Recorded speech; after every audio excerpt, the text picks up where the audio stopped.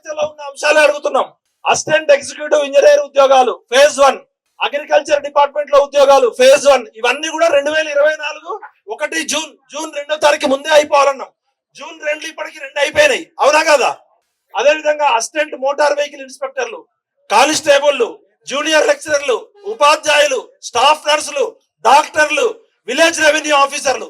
మరి మీరు ఇచ్చిన మేనిఫెస్టోని దేంతో కొట్టాలంటే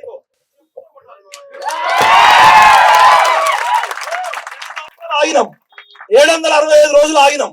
ఇప్పుడు మా చేతిలో మేనిఫెస్టో ఉంది కాబట్టి చెప్పులతో కొట్టినాం. బిడ్డలారా, జెన్జీ ఉద్యమం స్టార్ట్ అయితే ఒక్కడు కూడా ఉండడు, భస్మం అయిపోతారు.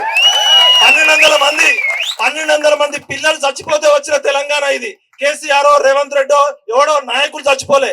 69లో 370 మంది పిల్లల్ని చంపింది ఇందిరాగాంధీ ప్రభుత్వం.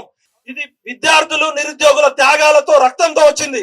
ఇవాళ రాజకీయ నాయకులు, అన్ని పార్టీ రాజకీయ నాయకులు తినే కూడు విద్యార్థుల రక్తపు కూడు. We are shame on you mister Rahul Gandhi. Revanth రెడ్డికి ఏంటంటే ఫ్యూచర్ మీద బాగా నమ్మకం. ఆయన ఫ్యూచర్ లో ప్రైమ్ మినిస్టర్ కావాలనుకుంటుండు, ఫ్యూచర్ లో రాష్ట్రపతి కావాలనుకుంటుండు, ఎప్పుడు ఫ్యూచర్ గురించి మాట్లాడతాడు. అందుకనే ఇప్పుడు ఆయన ఎల్కేజీ హార్వర్డ్ యూనివర్సిటీలో చదవడానికి పోయింది కదా. ఇప్పుడు ప్రజెంట్ సిటీకి, ప్రజెంట్ తెలంగాణకి ఈయన పనికిరాడు. 2047లో మనకి వస్తాడు. అప్పటిదాకా రేవంత్ రెడ్డి రిజైన్ చేసాయి, ఫ్యూచర్ లో రాను. ఫ్యూచర్ ప్రజెంట్ సమస్యలు నీకు పట్టవు కదా. దావోస్ లో 100 కోట్లు ఖర్చు పెడతామని మేనిఫెస్టోలో పెట్టిందా? రేవంత్ రెడ్డి మన డబ్బులతోటి మెస్సీతో ఫుట్బాల్ ఆడతారని పెట్టిండా? రేవంత్ రెడ్డి మన డబ్బులతో హార్వర్డ్ లో ఎల్కేజీ చదువుకోవడానికి పోయినా పెట్టిందా? తెలంగాణ రైజింగ్ అని పెట్టిండు, ఆ 30,000 ఎకరాలు, అది రియల్ ఎస్టేట్ వెంచరు, అది పెడతా అని చెప్పిండా? అంటే మేనిఫెస్టోలో చెప్పిన అంశాలు అమలు చేయమని అమెరికాలో హార్వర్డ్ బిజినెస్ స్కూల్ అనేది పబ్లిక్ పాలసీలో గవర్నెన్స్ నేర్పుతుంది. హార్వర్డ్ కు పోకముందు తొండల భాష, ఉడతల భాష మాట్లాడిండు. రేవంత్ రెడ్డి గారు మీరు హార్వర్డ్ కు పోయినందుకు మా డబ్బులతో, సరే మా ముఖ్యమంత్రి చదువుకోవడానికి పోయిండు, నాకు చదువు రాదు చదువుకోవడానికి పోయిండు అని చెప్పినందుకు హ్యాట్స్ ఆఫ్.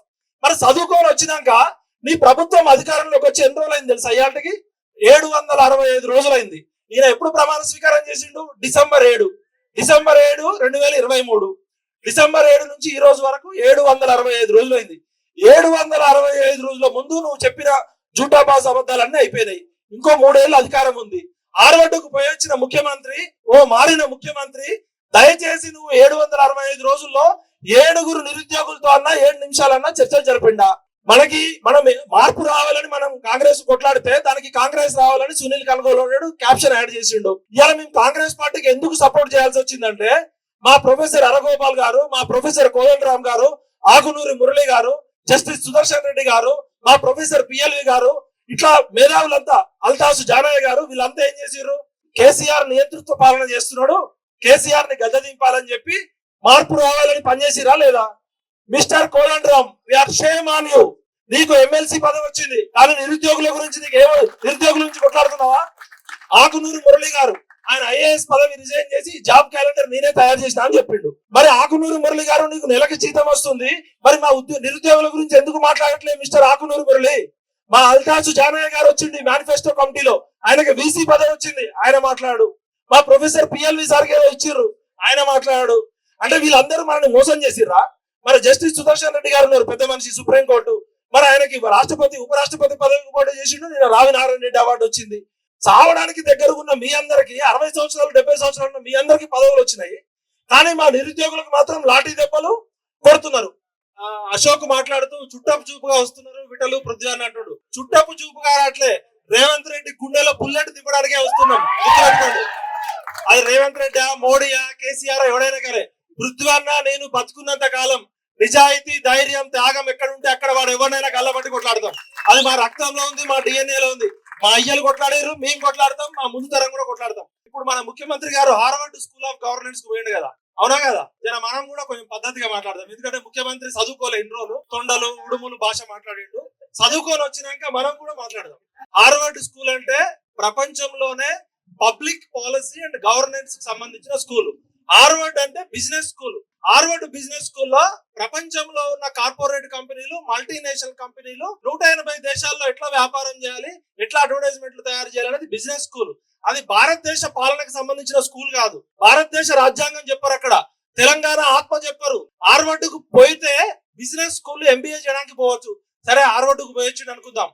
ముఖ్యమంత్రి గారు, మీరు హార్వర్డ్ కు పోయొచ్చారు కదా, మీరు ముఖ్యమంత్రి కాకముందు కాంగ్రెస్ పార్టీ మేనిఫెస్టో పెట్టిరు. డెమోక్రసీలో డిబేట్, డిస్కషన్, డైలాగ్ ఉంటది.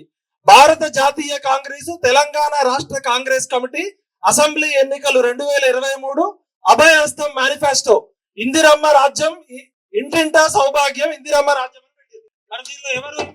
దుద్దిల్ల శ్రీధర్ బాబు చైర్మన్ తెలంగాణ రాష్ట్ర కాంగ్రెస్ మేనిఫెస్టో కమిటీ. వీళ్ళు ఏమని హామీ ఇచ్చారంటే గత 10 సంవత్సరాల టిఆర్ఎస్ ప్రభుత్వంలో దగాపడ్డ తెలంగాణ ప్రజల ఆకాంక్షలకు అద్దం పట్టే విధంగా కాంగ్రెస్ పార్టీ మేనిఫెస్టోను రూపొందించామని తెలియజేయడానికి సంతోషిస్తున్నాము. వివిధ వర్గాలను, సంఘాలను, సంస్థలను, వ్యక్తులను సంప్రదించి వారి సమస్యలను విశ్లేషించి ఓ తేజోవంతమైన మరియు సమగ్ర సుస్థిర తెలంగాణను అభివృద్ధి పరిచే దిశగా ఈ మేనిఫెస్టోను రూపొందించి తెలంగాణ సమాజానికి అంకితం ఇస్తున్నాము. కాంగ్రెస్ పార్టీ అధికారంలోకి రాగానే ఈ మేనిఫెస్టోలోని ప్రతి హామీని తప్పకుండా అమలు చేసి తెలంగాణ ప్రజల భవిష్యత్తును బంగారు బాటలో నడిపిస్తామని యావత్తు తెలంగాణ సమాజానికి హామీ ఇస్తున్నామని కాంగ్రెస్ పార్టీ తరపున, రాహుల్ గాంధీ తరపున, సోనియా గాంధీ తరపున, ప్రియాంక గాంధీ తరపున దుద్దిల్ల శ్రీధర్ బాబు అనేట ఆయన ఇచ్చిండు. దుద్దిల్ల శ్రీధర్ బాబు చదువుకున్నాడా, ఉడతలు పట్టే భాష మాట్లాడేటోడా? చదువుకున్నాడే కదా. ఆయన వాళ్ళ నాన్నగారు కూడా ఒక పద్ధతి గల రాజకీయ నాయకుడు వచ్చినోడే కదా. మరి దుద్దిల్ల శ్రీధర్ బాబు గారు కూడా సెంట్రల్ యూనివర్సిటీలో పొలిటికల్ సైన్స్ చదివిండు, సివిల్స్ ప్రిపేర్ అయ్యింది కదా.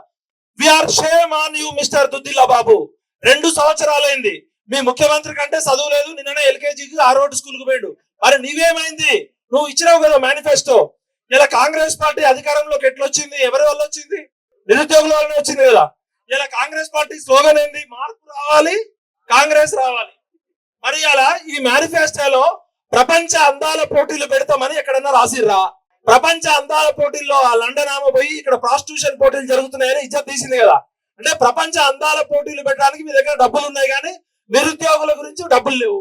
మూసీ నది మేకప్ చేయడానికి 1,50,000 కోట్లు ఖర్చు పెడతామన్నారు. ఈ మేనిఫెస్టోలో మూసీ నదికి 1,50,000 కోట్లు ఖర్చు పెడతామని ఉందా? ఎవరన్నా నదికి మేకప్ వేయగలడా? కానీ వీళ్ళు వేయగలరు. నదులకి మేకప్ వేకారు. గతంలో ఉన్నాయనేమో నదులకి నడక నేర్పిండు, మోటార్లకి ఈత నేర్పిండు. ఈయన నదికి మేకప్ వేస్తాడట. మేకప్ వేయడానికి 1,50,000 కోట్లు ఖర్చు పెడతాడట. ఇంకోటి, ఫ్యూచర్ సిటీ 4th సిటీ కోసం 30,000 ఎకరాలు రైతుల దగ్గర తీసుకుంటామని ఇక్కడ ఉందా? రైతుల దగ్గరేమో 8 లక్షలకి 10 లక్షలకి ఎకరం భూమి తీసుకొని ఫారెన్ కంపెనీకి 1,30,00,000 అమ్ముతున్నాడు ఇప్పుడు రేవంత్ రెడ్డి 30,000 ఎకరాలు తీసుకొని. అది మేనిఫెస్టోలో ఫ్యూచర్ సిటీ ఉందా?